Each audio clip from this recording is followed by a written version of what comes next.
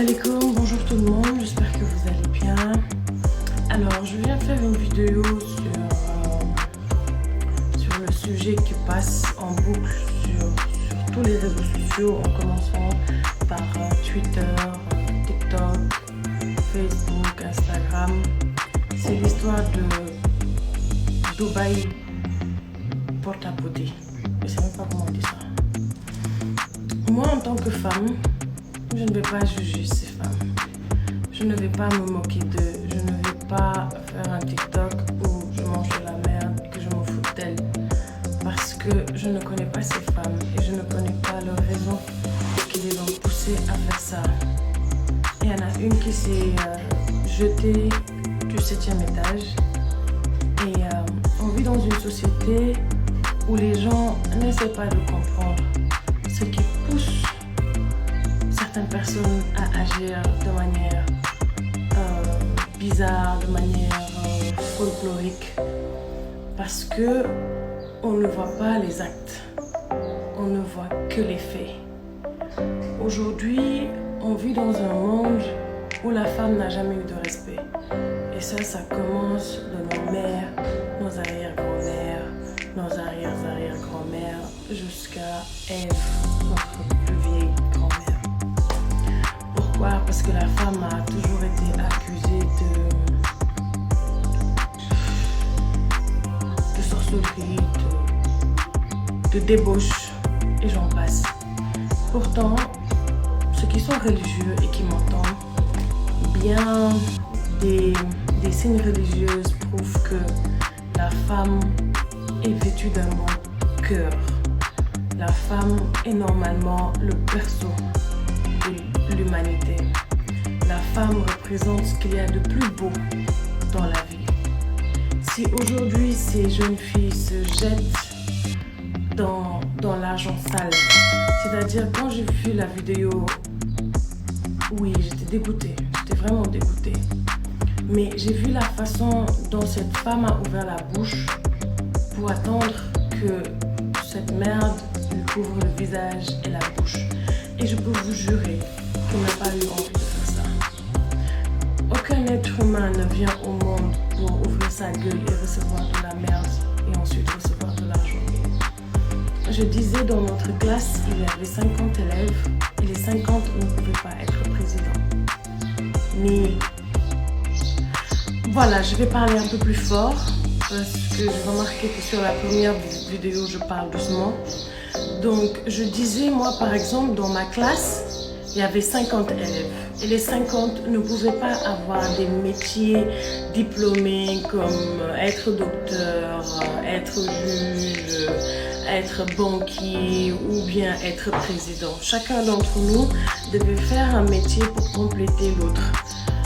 Plusieurs d'entre nous pouvaient être des bûchers, des bûcherons, des menuisiers métalliques, travailler dans la maçonnerie. Vous savez, ces travails qu'on ne valorise pas, ces travails dont on ne fait pas rêver les enfants. C'est ça le problème. Il y a un énorme problème d'éducation et les parents ne font plus leur part. Parce que toutes ces filles qui sont parties à Dubaï, la moitié sont parties à cause de leur famille. La moitié sont parties à cause chez nous, si la voisine est partie à la Mecque, forcément ma mère va aller à la Mecque. Donc comment je vais faire?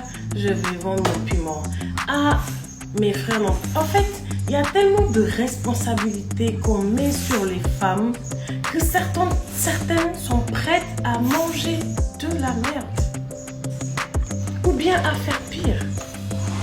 Il y a pire que ça. Je suis dans un milieu où je me bats pour travailler dur. Je suis dans un milieu où je me bats pour tracer ma route. Je suis dans un milieu où ça ne pardonne pas. Les gens cherchent les voiles, les gens cherchent le soleil. Déjà, moi c'est l'amour de Dieu seulement. Déjà, moi ce que je veux, c'est si Dieu a une télé là, il a qu'à me regarder, je vais lui faire rire. Non, je vous dis au fait, vous ne savez même pas à quel point j'ai envie de savoir que Dieu m'aime et que je suis utile sur cette terre. Mais aujourd'hui, qu'est-ce qui se passe?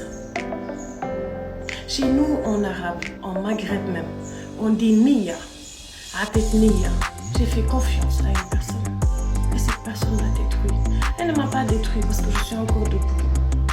En fait, le problème, ce n'est pas l'argent. Le problème, c'est le fait qu'on te fasse du mal. Et que cette personne se réjouit du mal. Mais Dieu a dit, j'ai créé le bien et le mal. Et tout ce qui m'arrive n'est que bénédiction. Je ne lui en veux pas. Au contraire. L'argent, j'ai commencé à travailler à 16 ans. Je sais comment me faire de l'argent. Mais je ne sais plus comment pardonner. Voilà ce que je prends. Des antidépresseurs. Je prends des antidépresseurs pour dormir. Je prends des antidépresseurs. Je disais que je prenais des antidépresseurs, regardez. Que ça.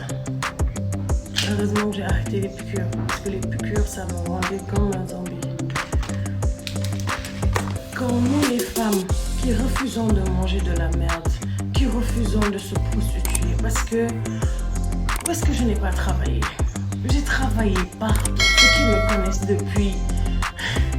depuis Plume Glamour au Titanium savent que j'ai toujours travaillé. Je ne vais pas vous dire que l'argent que j'ai toujours eu a été propre. Parfois, j'ai eu de l'argent sale, mais j'ai pas eu le choix. Mais j'ai juré de ne plus faire ça. Et à partir de ce moment-là, je ne fais que travailler dur. Parce que j'ai une fille qui grandit. Et j'espère qu'elle va grandir avec de l'argent propre que j'ai travaillé. J'espère être sa muse. J'espère vraiment qu'elle veuille me ressembler comme j'ai envie de ressembler à ma mère. Je suis sénégalaise, je suis ivoirienne, je suis marocaine, algérienne, je suis berbère, je suis peul de Linguère. Je suis fière de mes origines et je transmets mes origines à mon enfant. N'en voulez pas à ces filles. Essayez de comprendre que le milieu est rempli de caïmans même. Essayez de comprendre que le milieu, les gens ne pardonnent pas. Ces filles, allez voir comment elles ont été éduquées. Allez voir comment on les a vendues. Moi, j'ai la chance. J'ai eu ma mère. Mon père, il n'était pas vraiment présent. Les rares fois où il était présent, il m'a rempli le cœur. Mais il y en a qui n'ont pas de parents, gars. Il y en a qui n'ont personne. Et vous les voyez se comporter de manière bizarre. Et c'est vous qui venez juger ces gens. C'est vous qui venez insulter ces gens. À quel moment on t'a dit tu es prophète? À quel moment on a dit que tu es Dieu? À quel moment tu as eu l'audace et le pouvoir de dire que lui c'est de la merde et moi je suis bien?